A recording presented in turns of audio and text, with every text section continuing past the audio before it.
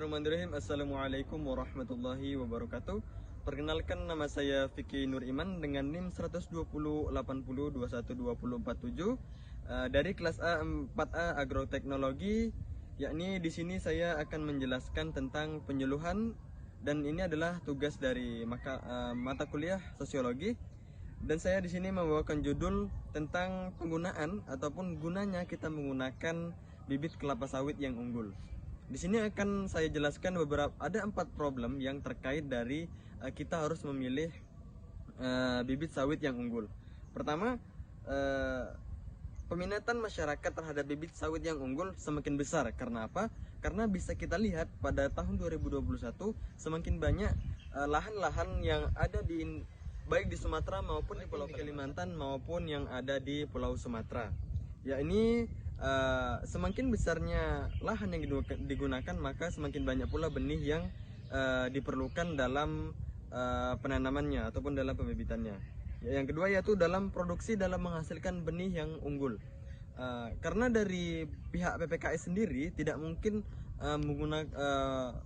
membuat ataupun merancang benih yang terlalu berlebihan ataupun kekurangan. Kekurangannya di sini adalah banyaknya permintaan yang besar, akan tetapi sedikit pasokan yang masuk dari PPKS itu sendiri. Dan masalah yang ketiga adalah adanya benih palsu yang beredar kepada masyarakat yang menggunakan embel-embel sudah memiliki legalisasi. Dan yang keempat adalah terkait problem dari produsen benih, yaitu penyaluran terhadap benih masyarakat. Kita dapat menunggu lama, bisa menunggu sebentar, tergantung dengan antrian yang kita miliki untuk mendapatkan benih yang unggul. Di sini saya akan meluruskan bagaimana tujuan kita untuk menyampaikan teori yang menggambarkan bagaimana benih bermutu itu berperan secara baik dan bagaimana ciri-ciri benih palsu maupun benih yang unggul. Nah, di sini pemilihan benih yang baik ataupun pemilihan benih kelapa sawit yang baik, di situ ada ciri-cirinya, yaitu berketambah memiliki kualitas yang tinggi, memiliki mata tunas yang baik, dan akar berukuran sekitar 2 cm. Kondisi benih lonjong mirip seperti melinjo, bisa dapat kita lihat pada gambar di samping ini. Berikut beberapa ciri-ciri yang dapat diamati ataupun bisa dijadikan acuan untuk memilih benih sawit yang unggul. Dan untuk jenisnya sendiri, ciri-ciri menurut jenisnya, benih tenera yang baik dilihat dari biji yang tipis dan ukuran tempurung yang kecil. Sedangkan benih dura yang berkualitas tinggi mempunyai biji yang besar, akan tetapi memiliki tempurung yang lebih tebal. Dan di sini untuk benih yang unggul sendiri itu dihasilkan dari silangan dari dura dan pisipera, maka nanti dihasilkan yang namanya tenera. Selanjutnya yaitu bisa kita lihat pada slide berikut ini tentang bagaimana cara kita memilih ataupun melihat apakah benih tersebut palsu atau tidak. Nah, di sini ciri-ciri benih palsu kira-kira yang saya tampilkan adalah 2 ataupun 3. Yaitu pertama, tempurung benih yang tipis. Nah, jika kita melihat benih yang kita ingin beli nantinya, maka kita harus melihat tempurung benihnya tipis atau tidak.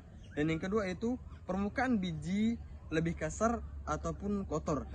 Itu dapat diindikasikan sebagai benih yang palsu. Dan yang ketiga adalah benih dipungut dari sisa-sisa dura ataupun pisipera yang tidak dapat dideteksi dari bagian cangkang. Karena bagian cangkang dura sendiri memang bagus, akan tetapi kita tidak harus melihat dari cangkangnya saja, akan tetapi beberapa aspek yang lain. Selain dapat diidentifikasi tersebut, memang ada benih-benih palsu yang mungkin persentasinya mendekati dari benih yang unggul itu sendiri. Akan tetapi persentasi yang dianjurkan dari pemerintah adalah sekitar 85% itu dari benih unggul. Akan tetapi yang dijual biasanya itu di bawah dari 85%. Oleh karena itu, untuk mencegah benih-benih palsu tersebut beredar di masyarakat, maka harus dilakukan 3 penjagaan, yaitu dengan penanganan dan pengawasan benih, pengawasan dari sumber benih, dan pengawas dari lapangan. Nah, ini terkait daripada regulasi ataupun sertifikasi yang harus dilakukan sebelum membeli ataupun menangkar dari benih-benih mutu terbaik itu sendiri. Jika tidak, maka diperlukan legalitas yang jelas dari Kementerian Perkebunan ataupun Kementerian dari Pertanian yang terkait dari benih sawit yang beredar, dilakukan penanganan yaitu peredaran benih dan keaslian benih yaitu dengan menggunakan pelabel. Nah, dari kegiatan penyuluhan kita ini maka dapat kita simpulkan bahwa kegiatan penyuluhan ini diperlukan sebagai langkah insentif yang dapat diambil untuk mengajak kepada masyarakat bagaimana kita menggunakan benih kelapa sawit yang unggul. Karena bisa kita lihat bahwasannya jika kita menggunakan benih sawit yang unggul, maka itu akan berpengaruh sekitar 20 tahun sampai 25 tahun ke depan.